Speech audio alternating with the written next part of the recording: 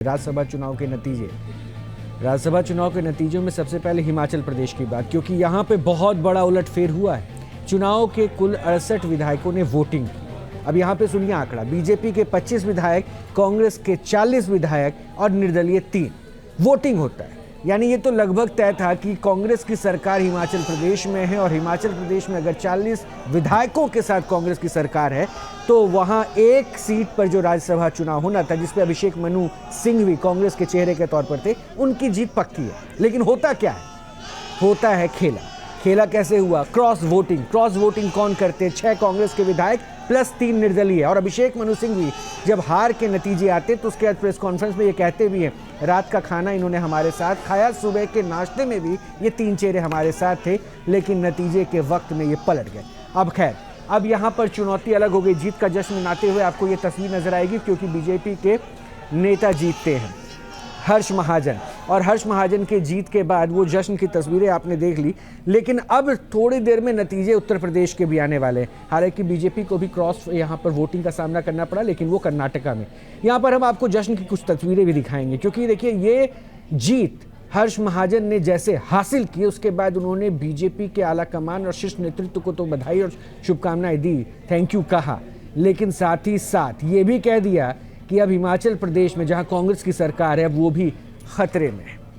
अभिषेक मनु सिंघवी ने क्या कुछ कहा वो भी हम आपको बताएंगे। लेकिन इस हार के बाद एक बात बिल्कुल साफ है कि यहां से बीजेपी ने आने वाले 2024 के लोकसभा चुनाव के लिए अपनी तैयारियां और किस तरह से विपक्षी गुट वो आपस में सामंजस्य बैठाने में कितनी कमजोर है, ये भी कम से कम उजागर कर दिया है। क्या कुछ अभिषेक मनु सिंघवी ने कहा, एक बार वो सुन लीजिए। हमने हारते हारते भी इतिहास बनाया है। इतिहास इसलिए कि इतनी जद्दोजहद की, इतना मन बदलाव किया, लेकिन एक और मन बदलाव नहीं कर सके। इसलिए 34-34 का स्वाभाविक आंकड़ा भारत में शायद पहली बार और आने वाले कई दशकों में वापस होने वाली नई चीज़ हुई है कि 34-34 का हमारे मित्रों के इतने प्रयत्न करने के बाद भी आंकड़ा आया। और 34-34 का आंकड़ा स्वाभाविक आया। एक वोट भी इनवैलिड नहीं हुआ, सेकंड प्रेफरेंस वोट भी एक भी नहीं था। ये इस चुनाव की विशेषता है। हिमाचल प्रदेश में कुल संख्या विधायकों की 68।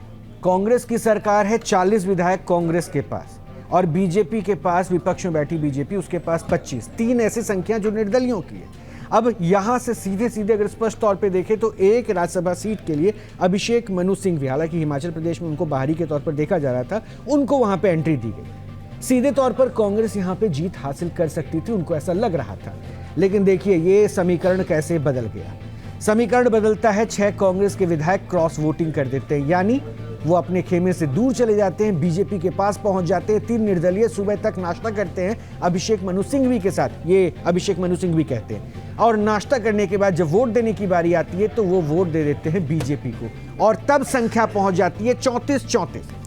फिर होता है वोट ऑफ लॉ, यानी कि वो लॉटरी सिस्टम जिसके जरिए तय होना है, क्योंकि मत तो बराबर पड़े थे, इसलिए अब तय होना है कि कौन जीतेगा, और वो जीत होती है लॉटरी के हिसाब से, जिसमें जीतते हैं बीजेपी के हर्ष महाजन। तो ये हिमाचल प्रदेश के नतीजे। सीधा चलते हैं, जरा हमारे सहयोगी जुड़ चुके हैं, मोहित राज दुबे दिल्ली से, आलोक पांडे लखनऊ से। आलोक के पास भी चलेंगे, क्योंकि लखनऊ में भी अभी काउंटिंग पे सबकी निगाहें हैं, वहाँ भी 10 सीटों के लिए चुनाव है। और विशाल ठाकुर अभी शिमला के रास्ते में है, चंडीगढ़ के तकरीबन करीब पहुंचे। विशाल, पहले तो आपसे मैं जानना चाहूँगा, इस जीत में बीजेपी वाले बड़े खुश थे, और इस जीत से क्या संदेश गया? क्या सरकार वाकई चुनौती में आ चुकी है, कटघरे में आ चुकी है? बहुत सारे क्वेश्चन मार्क सरकार के सामने हैं कि कैसे स्टैंड कर पाएगी। देखिए, बिल्कुल, जब नॉमिनेशन फाइल किए गए थे, एक तरफ कांग्रेस के उम्मीदवार थे तो दूसरी तरफ जो है वो भाजपा के उम्मीदवार थे। भाजपा ने बड़ा सोच समझ कर दाव खेला, क्योंकि जो उम्मीदवार उनको बनाया वो कभी कांग्रेस में ही हुआ करते थे, और जो पूर्व मुख्यमंत्री वीरभद्र सिंह होते थे उनके मीडिया एडवाइजर और पॉलिटिकल एडवाइजर होते थे। और जब उनको उम्मीदवार बनाया गया तो जब मीडिया से वो मुताबिक हुए थे तो उन्होंने साफ तौर पर कहा था कि कांग्रेस में मेरे बहुत सारे दोस्त हैं और मुझे उम्मीद है कि वो मुझे वोट डालेंगे, और हुआ भी वहीं पर। अगर 6 कांग्रेस के विधायकों की यहाँ पर बात की जाए, 3 निर्दलियों की बात की जाए, तो 9 का आंकड़ा बैठता है, और 34-34 पर जो है वो कहीं पेच फंस गया, और उसके बाद टॉस हुआ और बीजेपी जो है यहाँ पर जीत दर्ज की है। लेकिन सबसे बड़ी बात है कि हिमाचल प्रदेश के जो मुख्यमंत्री हैं सुखविंदर सिंह सुक्खू, वो जो पार्लियामेंट्री है उनकी वहां से 6 विधायक जो है जिन्होंने क्रॉस वोटिंग की है, चाहे वो निर्दलीय हैं चाहे वो कांग्रेस में थे। तो एक बड़ा सेटबैक जो है वो मुख्यमंत्री को यहाँ पर लगा है। और जिस तरह से मनोज सिंघवी ने साफ तौर पर कहा है कि भीतरघात हुआ है, सुबह नाश्ते के टेबल पे थे और दोपहर को जब वोटिंग होती है तो वो उनके विरुद्ध जाके खड़े हो जाते हैं। अब कल क्या होगा? कल ये है कि जिस तरह से जो फ्लोर टेस्ट की बात बार बार की जा रही है कि अल्पमत में सरकार है और बीजेपी अब फ्लोर टेस्ट की मांग जो है यहाँ पर कर सकती है। नेचुरली, और मतलब अभी जो तो ये भी आंकड़ा- मैं भी सुन रहा था विशाल, वो कह रहे हैं कि अभी तो कई लोग हमारे संपर्क में, हालांकि अभिषेक मनु सिंघवी और दूसरी तरफ सुक्खू साहब भी ये कह रहे थे कि हर लोग से कनेक्ट करने की कोशिश की, यानी चुनौती तो है। कांग्रेस के शीर्ष नेतृत्व के सामने बहुत बड़ा सवाल है, आप इकट्ठा कैसे रखेंगे? आपके नाक के नीचे से आपके विधायक आपको धोखा देके जा रहे हैं, ऐसे में चुनौती आपके सामने है। मोहित का रुख करें। मोहित, अब बीजेपी खेमे में तो जश्न है और सबकी निगाहें यूपी में भी है, यानी एक मैसेज तो है क्लियर कट लोकसभा चुनाव को लेकर इन नतीजों से जोड़कर।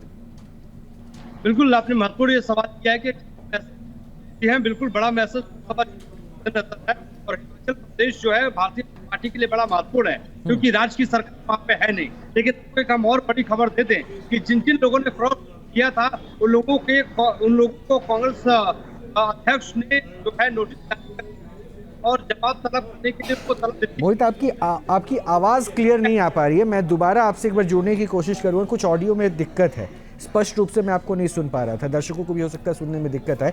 तब तक मैं आलोक का रुख करूंगा। आलोक, काउंटिंग के रिजल्ट्स कब तक आने वाले हैं? क्योंकि बीच बीच में खबरें आई कि काउंटिंग रोक दिया गया है, लेकिन एक बात तो स्पष्ट हो चुका है ना कि सपा में क्रॉस वोटिंग हो गई, जो चैलेंज है सीधे अखिलेश यादव के लिए। बिल्कुल रोहित, देखिए यहाँ हम लखनऊ के बीजेपी कार्यालय में हैं और यहाँ पर जीत के जश्न की तैयारी हो चुकी है। आप देखिए जीत का जश्न है, लेकिन ये सही है कि मतदान होने के बाद अब चुनाव के लिए जो काउंटिंग होती है वो चल रहा है। लेकिन जिस तरीके से क्रॉस वोटिंग हुई है, 7 विधायक समाजवादी पार्टी के टूट करके उन्होंने भारतीय जनता पार्टी के 8वें प्रत्याशी को दिया है और वो आंकड़े के हिसाब से वही जीत का फॉर्मूला है और उससे जीत तय है। एक समाजवादी पार्टी का जो विधायक है वो नहीं है क्योंकि अस्वस्थ थे, तो हाउस की जो संख्या है नहीं आलोक, मैं इसको संक्षिप्त रूप से थोड़ा सा लोकसभा चुनाव से जोड़ूंगा, क्योंकि देखिए जिन चेहरों ने बगावत की है ना, उसमें अवध भी है, उसमें रायबरेली भी है, उसमें ऊंच विहार यानी कि रायबरेली भी है और अमेठी भी है। ये 3 पॉइंट है, यानी एक तीर से कई शिकार बीजेपी ने कर दिया कि अवध क्षेत्र में अयोध्या के पास से भी आप जीत रहे हो और लोकसभा चुनाव में भी क्लियर मेजोरिटी लेके जाना है। रायबरेली को भी आपने फोकस कर दिया कि इस बार कांग्रेस के लिए रायबरेली भी आसान नहीं, और एक तरफ से अमेठी भी, यानी ये संदेश मिल रहा है क्या, ये बगावत? बिल्कुल रोहित, देखिए जिस तरीके से 8 प्रत्याशियों को लड़ाया गया और अब 8 से भारतीय जनता पार्टी के यही कार्यकर्ता कह रहे हैं कि अब 80 की तैयारी है। जो लोग शिफ्ट हुए हैं, क्रॉस वोट किए हैं, वो लगभग अमेठी और रायबरेली, ऊंचाहार उस तरफ के जगह के हैं। खासतौर पे मनोज पांडे जो कि ऐसे समय के विधायक हैं जब लहर के विपरीत जीते हैं, ऐसे में हो सकता है कि रायबरेली के लोकसभा के प्रत्याशी भी हों।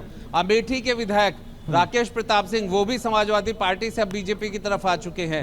ये एक बदलाव है और इसे लिमिटेड एडिशन बदलाव कहा जा रहा है। जरूरत पड़ने पे कुछ और भी बदलाव आ सकते हैं और भी संख्या हो सकती है। बिल्कुल आलोक, मेरे पास वक्त की थोड़ी कमी है, लेकिन ऊंचाहार से मनोज पांडे सचेतक की भूमिका में समाजवादी पार्टी के साथ, और खास करके रायबरेली की जो विधानसभा सीट है वहां पे रायबरेली शहर से सिर्फ एक पर बीजेपी को जीत मिली, वो भी पूर्व कांग्रेसी नेता अदिति सिंह, वो जीत हासिल की है। और आज ये जो बदलाव हुआ है एक साफ तौर पर संकेत है बीजेपी के लिए बड़े प्लस यानी पॉजिटिव विन की ओर, और यही इशारा है कि जो लोकसभा चुनाव है उसमें कांग्रेस को और समाजवादी पार्टी को बहुत बड़ी चुनौती मिलने वाली है। एक छोटा सा